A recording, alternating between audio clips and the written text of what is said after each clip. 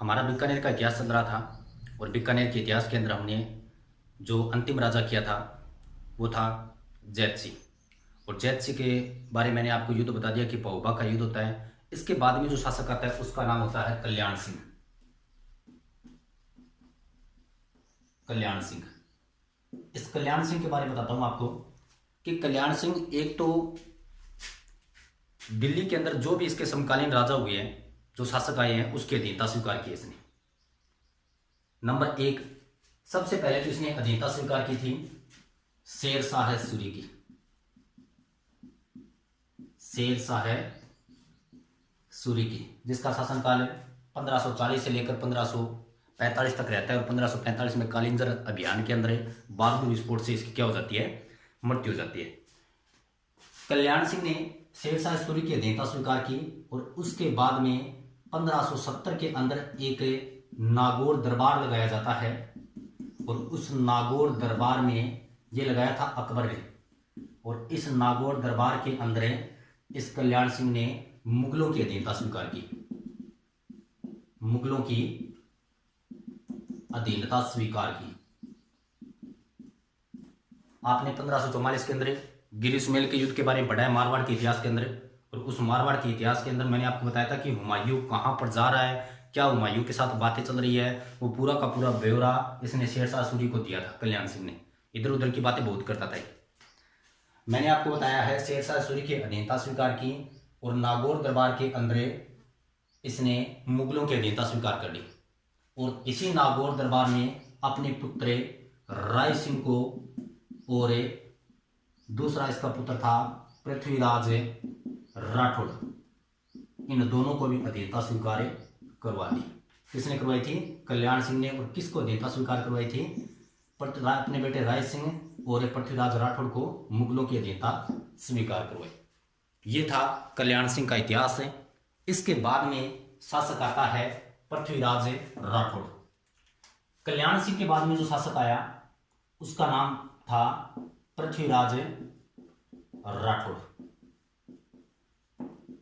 कल्याण सिंह के बाद में इसी का बेटा पृथ्वीराज राठौड़ शासक बनता है बीकानेर का, और जिसने नागौर दरबार के अंदर अधीनता स्वीकार करवाई थी मुगलों की, इस पृथ्वीराज राठौड़ को। इसके बारे में आपको बता देता हूं कि एक तो इसने ग्रंथ लिखा था। पृथ्वीराज राठौड़ का ग्रंथ है, इंपोर्टेंट ग्रंथ है, बहुत बार पूछा जाता है। नाम है बेली किशन रुक्मणी ख्यात। रुक्मणी ख्यात। और इस बेली किशन रुक्मणी ख्यात को क्या कहा जाता है? पांचवां वेद व 19वां पुराण कहा जाता है। 4 वेद है, 18 पुराण है, जिसके अंदर इतिहासकारों ने इस ग्रंथ को 5वां वेद व 19वां पुराण कहा है। इसी पृथ्वीराज राठौड़ की एक रचना को। ये पृथ्वीराज राठौड़ है, ये अकबर का दरबारी कवि था। अकबर का दरबारी कवि। नाम किसका आएगा? पृथ्वीराज राठौड़ का, जो अकबर के दरबार के अंदर अकबर की महिमा को लिखता था। अकबर ऐसा है, ऐसा है, मान लो किसने अधीनता स्वीकार किया तो उसके बारे में अच्छा ही लिखेगा। अब मैं आपको बताता हूं कि एक लेखक है जिसका नाम है कन्हैयालाल सेठिया। कन्हैयालाल सेठिया। और इस कन्हैयालाल सेठिया ने एक रचना की थी जिसका नाम था पाथल व पित्थल। कन्हैयालाल सेठिया ने एक रचना की थी पाथल व पित्थल, जिसके अंदर पाथल तो कहा है महाराणा प्रताप को। इन दोनों की जो जीवन काल की जो कुछ घटना है उसका वर्णन इसके अंदर मिलता है, जिसके अंदर पाथल तो कहा गया महाराणा प्रताप को और पित्थल कहा है पृथ्वीराज राठौड़ को। पित्थल किसको कहा गया है? पृथ्वीराज राठौड़ को। पृथ्वीराज राठौड़ ग्रंथ लिखा बेली किशन रुक्मणी ख्यात, 5वां वेद कहा गया है, 19वां पुराण कहा गया। अकबर का दरबारी कवि था ये, अकबर के दरबार में रहता था, उसका गुणगान करता था। और कन्हैयालाल सेठिया ने पाथल व पित्थल ग्रंथ की रचना की, जिसके अंदर पाथल कहा गया महाराणा प्रताप को और पित्थल कहा है पृथ्वीराज राठौड़ को। इस पृथ्वीराज राठौड़ ने अधीनता स्वीकार की थी, किसमें की थी? नागौर दरबार में। नागौर दरबार में अपने पिता के साथ इसने क्या स्वीकार कर ली? अधीनता स्वीकार कर ली। और इसके बारे में जो लास्ट बात है वो बता देता हूं आपको कि पृथ्वीराज राठौड़ को एक उपनाम से जाना जाता है, जिसका नाम है डिंगल भाषा का हैरोस। डिंगल भाषा का हैरोस किसको कहा जाता है? पृथ्वीराज राठौड़ को कहा जाता है। और ये कहने वाले व्यक्ति का नाम है टेसीटोरी। टेसीटोरी। ये है पृथ्वीराज राठौड़ का इतिहास। पृथ्वीराज राठौड़ ग्रंथ लिखा बेली किशन रुक्मणी लिख्यात, जिसे पांचवां वेद कहा जाता है। कन्हैयालाल सेठिया ने एक रचना की जिसका नाम था पाथल व पित्थल। पाथल कहा गया महाराणा प्रताप को, पित्थल कहा गया पृथ्वीराज राठौड़ को, उपनाम डिंगल भाषा का हैरोस। और ये कहने वाले व्यक्ति का नाम है एलपी टेसीटोरी। इसके बाद में जो शासक बनता है वो बनता है जहांगीर। पृथ्वीराज राठौड़ के बाद में जो शासक बना उसका नाम था राय सिंह। राय सिंह। इस राय सिंह के बारे में आपको बता देता हूं कि सर्वाधिक राय सिंह है वो सर्वाधिक जहांगीर का विश्वास पात्र राजा था। जहांगीर का विश्वास पात्र कौन था? राय सिंह था। अब विश्वास पात्र है तो इसका मतलब ये जो मुगलों के प्रति बहुत ज्यादा समर्पित है, तो इसे मुगल साम्राज्य का स्तंभ कहा गया। मुगल साम्राज्य का स्तंभ किसे कहा गया? राय सिंह को कहा गया। सर्वाधिक विश्वास पात्र है जहांगीर का। और इसके बारे में एक इन्होंने इस राय सिंह ने जूनागढ़ का निर्माण करवाया। जूनागढ़ का निर्माण करवाया। किसने करवाया? राय सिंह ने करवाया। ये पहले मैंने आपको बताया था कि बीकानेर के अंदर जब राव बिक्का आया था तो एक राव बिक्का एक छोटी सी जगह बनाता है जिसके अंदर रहना निवास करता है, जिसे कहा गया बिक्का जी की टेकरी। इस बिक्का जी की टेकरी के ऊपर इसने एक बहुत बड़ा भव्य किला बनवा दिया जिसे कहा गया जूनागढ़। और जूनागढ़ को उपनाम से जाना जाता है जमीन का जेवर। बीकानेर के अंदर आप कभी गए हो तो देखना जमीन का जेवर है, जिसके अंदर आपको गंगा सिंह की ये जो तस्वीरें आपको देखने को मिलेगी। और भी यहाँ पर बहुत ज्यादा देखने योग्य है। सर्वाधिक आपको गंगा सिंह के बारे में इसको मिलता है। और इसने एक उपाधि दी गई, इस राय सिंह को एक उपाधि दी गई और उपाधि दी गई राजपुताने का कर्ण। राजपुताने का कर्ण। इस राय सिंह को राजपुताने का कर्ण कहा गया। और ये कर्ण किसने कहा था? ये कहा था मुंशी देवी प्रसाद ने। मुंशी देवी प्रसाद। बस इतना ही है, ज्यादा इसके बारे में कोई इतिहास नहीं है। जूनागढ़ के बारे में आप पढ़ते हो, जब किले आएंगे उसके अंदर आपको करवाया जाएगा। राय सिंह के बाद में शासक आया जिसका नाम था करण सिंह। राय सिंह के बाद में शासक आया जिसका नाम क्या था? करण सिंह। इस करण सिंह के बारे में ज्यादा तो कोई इतिहास नहीं है, कोई इसकी खास उपलब्धि नहीं है। इसको उपाधि दी गई थी और उपाधि लगभग इसकी 3-4 के तकरीबन मिलती है। एक तो इसे कहा गया है जांगलधर। ये राय सिंह की, करण सिंह की क्या है? उपाधि है। एक कहा गया है इसे जांगलधर, दूसरा कहा गया है इसे बादशाह आलमगीर। बादशाह आलमगीर। और इसे तीसरा कहा गया है जंगल का बादशाह है। किसको कहा गया है? करण सिंह को। करण सिंह उपाधि दी गई है जांगलधर, बादशाह आलमगीर और जंगल का बादशाह। ये किसे कहा गया है? करण सिंह को कहा गया। इस करण सिंह ने एक मंदिर बनवाया था और उस मंदिर का नाम है देशनोक बीकानेर, जो किसका मंदिर है? करणी माता का मंदिर है। चूहों की देवी करणी माता, इसने इसके पूरे मंदिर का निर्माण करवाया था। और इसके बारे में ज्यादा कोई खास उपलब्धि है नहीं। इसने इसकी जो मृत्यु होती है वो चलो कोई दिक्कत वाली बात नहीं है, वो आपको बताने की कोई जरूरत नहीं है। कर्णपुरा के अंदर होती है 1669 के अंदर। इसके बाद में जो इंपोर्टेंट शासक आता है उसका नाम था सरदार सिंह। सरदार सिंह। इस सरदार सिंह के बारे में सुनो। एक तो जो 1857 की क्रांति हुई थी तो उसके अंदर इस सरदार सिंह ने किया क्या कि अंग्रेजों का साथ दिया था। सरदार सिंह बीकानेर का शासक है। बहुत बार क्वेश्चन पूछा जाता है कि 1857 की क्रांति में बीकानेर के शासक ने कौन से ने अंग्रेजों का सहयोग किया था, तो उसका नाम आता है सरदार सिंह। 1857 की क्रांति में अंग्रेजों की सहायता की किसने की थी? सरदार सिंह ने की थी। अंग्रेजों की सहायता की थी इसने।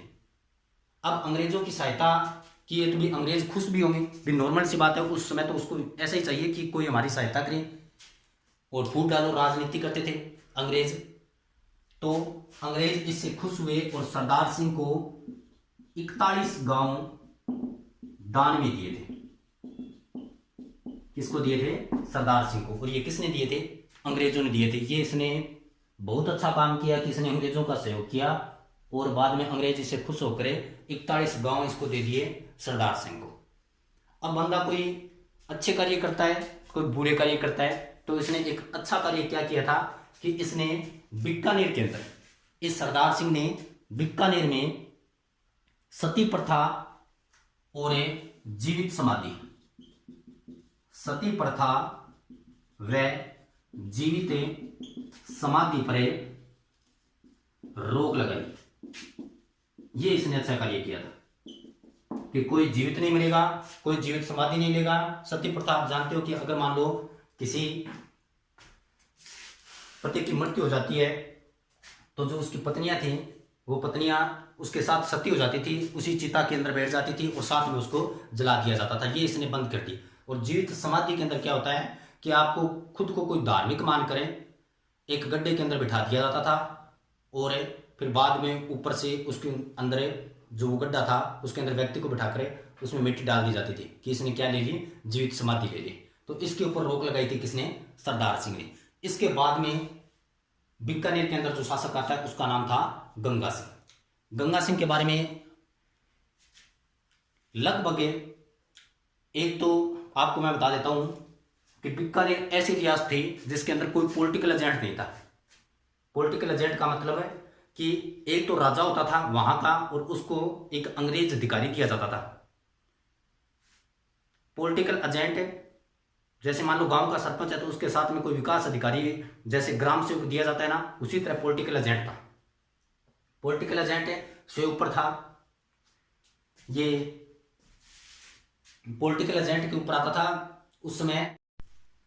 सरदार सिंह के बाद में जो शासक आया नाम था गंगा सिंह।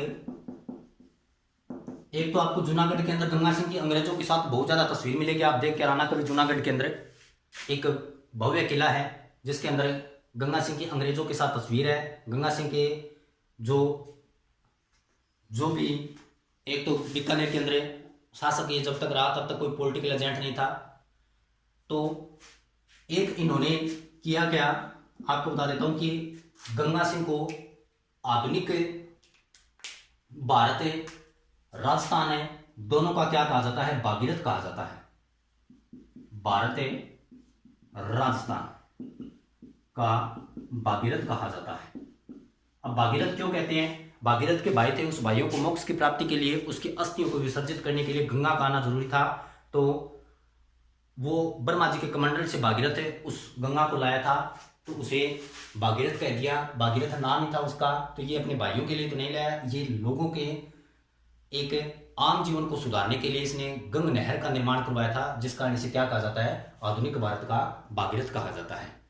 एक इन्होंने किया क्या कि आधुनिक न्याय व्यवस्था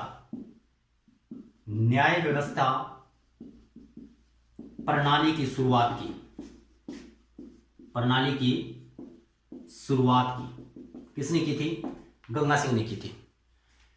इसका जो ऊंटों की टुकड़ी थी, ये बहुत ज़्यादा सेना के अंदर ऊंटों को रखता था और उस ऊंटों की टुकड़ी को रिसाला कहा जाता था। ऊंटों की टुकड़ी को रिसाला कहा जाता था, रिसाला या रिसाल कहा जाता था। भारत का एकमात्र व्यक्ति जो तीनों गोलमेज सम्मेलन के अंदर भाग लिया था, गोलमेज सम्मेलन आपने पढ़े होंगे जिसके अंदर महात्मा गांधी भी गए थे, उस तीनों गोलमेज सम्मेलनों में जो भाग लेने वाले व्यक्ति था उसका नाम था राजस्थान का गंगा सिंह। तीनों गोलमेज सम्मेलन में भाग लेने वाला नाम किसका आएगा? गंगा सिंह का आएगा। नहर कौन सी बनवाई थी? नहर गंग नहर, गंग नहर। और इसने बसाया क्या?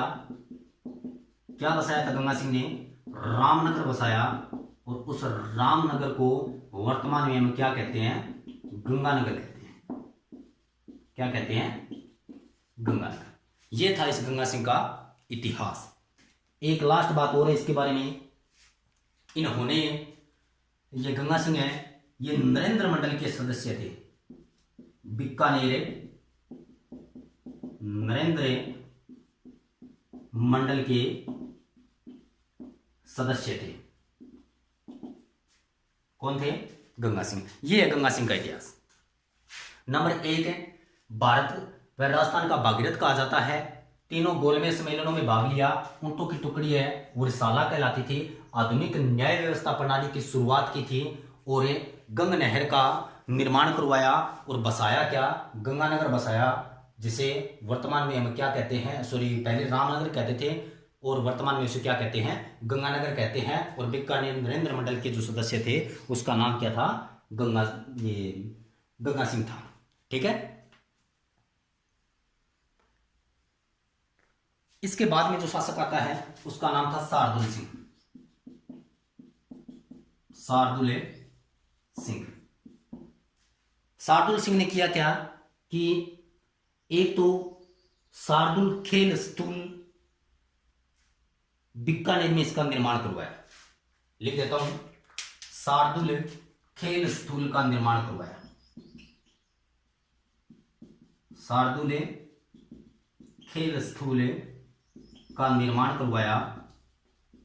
और लास्ट इसके बारे में है कि बीकानेर में एकीकरण के समय शासक, राजस्थान का एकीकरण के समय शासक कौन था? शार्दुल सिंह था। राजस्थान का एकीकरण पढ़ा होगा आपने। ये था बीकानेर का इतिहास। बस लास्ट रह जाता है शार्दुल सिंह, उसके बारे में कुछ भी नहीं है। आगे शुरुआत करते हैं आमेर के इतिहास से। और आमेर के इतिहास में आप कछुआ वंश के बारे में पढ़ेंगे, बाकी करेंगे कल। और ज़्यादा से ज़्यादा इस वीडियो को लाइक करें, शेयर करें, सब्सक्राइब करें। धन्यवाद।